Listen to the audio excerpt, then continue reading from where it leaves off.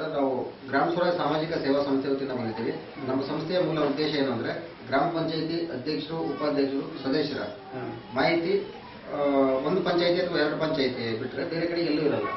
ಅದನ್ನ ಇವತ್ತಿನ ಕಂಪ್ಯೂಟರ್ ಯುಗದಲ್ಲಿ ಅಂದರೆ ಇಂಟರ್ನೆಟ್ ಒಂದು ಸೌಲಭ್ಯದೊಂದಿಗೆ ಇಡೀ ರಾಜ್ಯಾದ್ಯಂತ ಮತ್ತು ಇಂಟರ್ನೆಟ್ ಹೊಂದಿರತಕ್ಕಂಥ ಎಲ್ಲ ವಿಭಾಗಕ್ಕೂ ಇದನ್ನ ವಿಡಿಯೋನ ತೋರಿಸ್ತಕ್ಕಂಥದ್ದು. ಮತ್ತು ಗ್ರಾಮ ಪಂಚಾಯಿತಿಯಲ್ಲಿ ಎಲೆಮರೆಕಾಯಿಯಾಗಿ 2 ಬಾರಿ 3 ಬಾರಿ ಅಥವಾ 4 ಬಾರಿ ಗೆದ್ದಿರತಕ್ಕಂಥ ವ್ಯಕ್ತಿಗಳ ಮಾಹಿತಿ ಯಾರಿಗೂ ಗೊತ್ತಿರಲ್ಲ.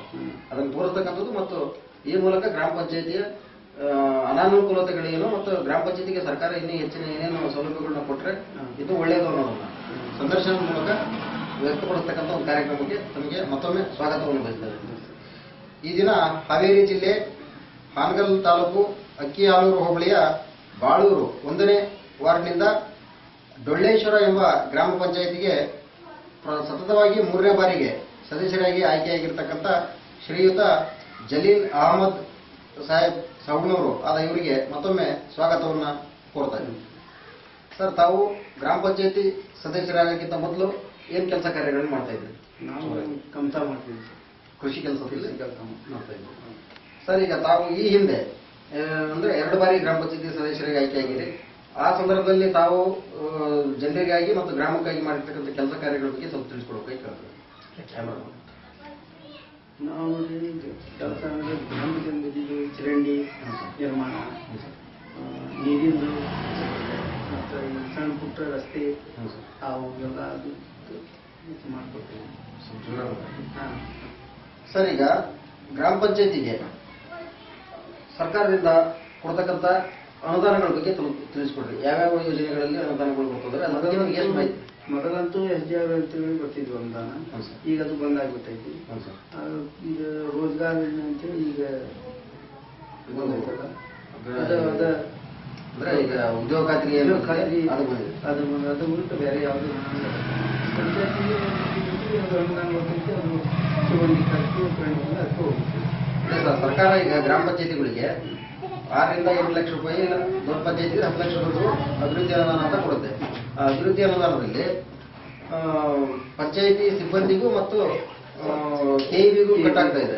ಈ ದುಡ್ಡು ನೇರವಾಗಿ ಪಂಚಾಯತಿಗೆ ಕೊಡೋದ್ರಿಂದ ಅನುಕೂಲ ಆಗುತ್ತೆ ಅಂತ ತಮ್ಮ ಭಾವನೆ? ನೇರವಾಗಿ ಗ್ರಾಮ ಪಂಚಾಯತಿ. ಸರ್, ಈಗ 14ನೇ ಹಣಕಾಸು ಅಂತ ಬರುತ್ತೆ ಗ್ರಾಮ ಪಂಚಾಯತಿಗೆ.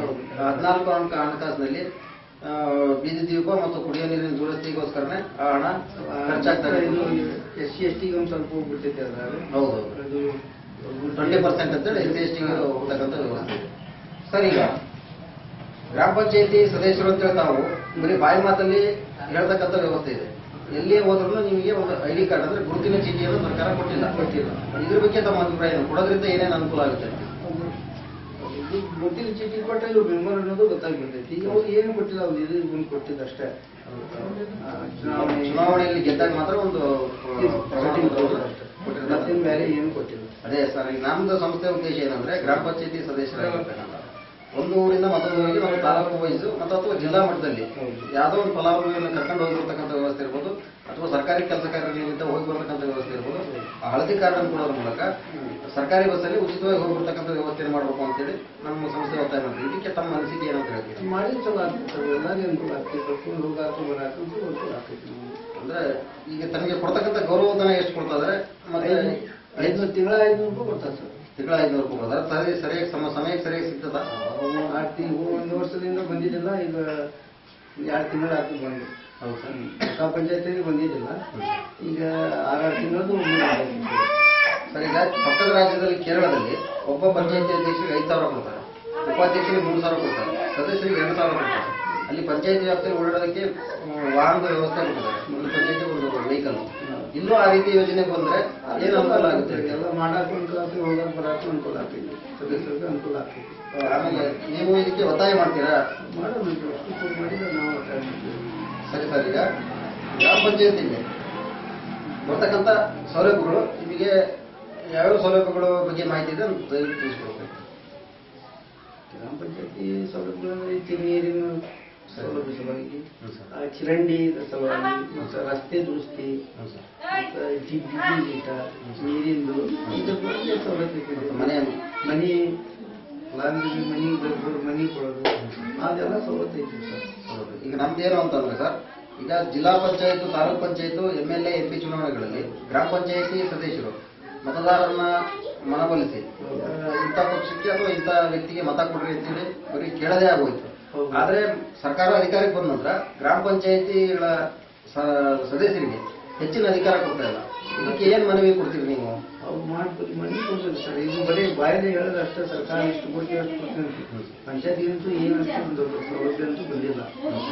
ಈಗ ಪೇಪರ್ನಾಗ ಅಷ್ಟೇ ಐತಿ, ಹಂಗೆ ಮಾಡ್ತೀವಿ ಹಿಂಗೆ ಮಾಡ್ತೀವಿ. ಇಲ್ಲಿ ಪಂಚಾಯತ್ ಮಟ್ಟ ಅಂತೂ ಬಂದಿಲ್ಲ. ಏನು ಪಂಚಾಯತಿ ಮಟ್ಟ ಬಂದಿಲ್ಲ. ಇದಕ್ಕೆ ನಿಮಗೆ ತಾಲೂಕು ವೈಸ್ ಮತ್ತು ಜಿಲ್ಲಾ ಕಮಿಟಿ ಅಂತ ಹೇಳಿ ಗ್ರಾಮ ಪಂಚಾಯತಿ ಒಕ್ಕೂಟವನ್ನು ಮಾಡಿದ್ರೆ ತಮ್ಮ ಒಪ್ಪಿಗೆನ ವಸ್ತುಗೂ ಒಕ್ಕಟ್ಟು ಮಾಡಿ ಇದು ಮಾಡೋಣ. ಅದಕ್ಕೆ ತಮ್ಮ ಸಂಪೂರ್ಣ ಸಹಕಾರ ಇದೆ. ಒಂದು ವೇಳೆ ನಮ್ಮ ಸಂಸ್ಥೆ ಮತ್ತು ಹಾನಗಲ್ ತಾಲೂಕಿನ ಅಥವಾ ಹಾವೇರಿ ಜಿಲ್ಲೆಯ ಗ್ರಾಮ ಪಂಚಾಯತಿ ಅಧ್ಯಕ್ಷರು, ಉಪಾಧ್ಯಕ್ಷರ ಒಕ್ಕೂಟವನ್ನು ಮಾಡಿ ಆ ಒಕ್ಕೂಟದ ಮೂಲಕ ಗ್ರಾಮ ಸ್ವರಾಜ್ ಸಾಮಾಜಿಕ ಸೇವಾ ಸಂಸ್ಥೆ ಮತ್ತು ಸಂಯುಕ್ತ ಹಾವೇರಿ ಜಿಲ್ಲೆಯ ಸದಸ್ಯರ, ಅಧ್ಯಕ್ಷರು, ಉಪಾಧ್ಯಕ್ಷರು ಒಕ್ಕೂಟ ಮಾಡಿದ್ರೆ ಆ ಒಂದು ಕಾರ್ಯಕ್ರಮದಲ್ಲಿ ತಾವು ಭಾಗವಹಿಸ್ತೀವಿ. ಸರಿ ಸರ್. ಈಗ ನಾವು ಹಲವಾರು ತಾಲೂಕುಗಳಲ್ಲಿ ಈ ರೀತಿ ಸಂದರ್ಶನವನ್ನು ಮಾಡಿದ್ದೀವಿ. ಗ್ರಾಮ ಪಂಚಾಯತಿ ಯಾವ ವ್ಯಕ್ತಿ ಯಾವ ಪಂಚಾಯತಿಯ ಸದಸ್ಯರಾಗಿದ್ದಾರೆ ಅನ್ನೋದನ್ನ ವಿಡಿಯೋ ಸಂದರ್ಶನ ಮಾಡೋದ್ರ ಮೂಲಕ ಅವರ ಪರಿಚಯವನ್ನ ಈ ರಾಜ್ಯಾದ್ಯಂತ ಮಾಡಿಕೊಡ್ತಕ್ಕಂಥದ್ದು.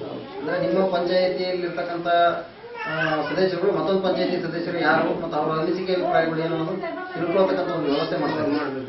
ಇದಕ್ಕೆ ತಮ್ಮ ಅನಿಸಿಕೆ ಏನು? ನಮ್ಮ ಸಂಸ್ಥೆ ಮಾಡಿದರೆ ನಾವು ಓಕೆ ಸರಿ ಸರ್.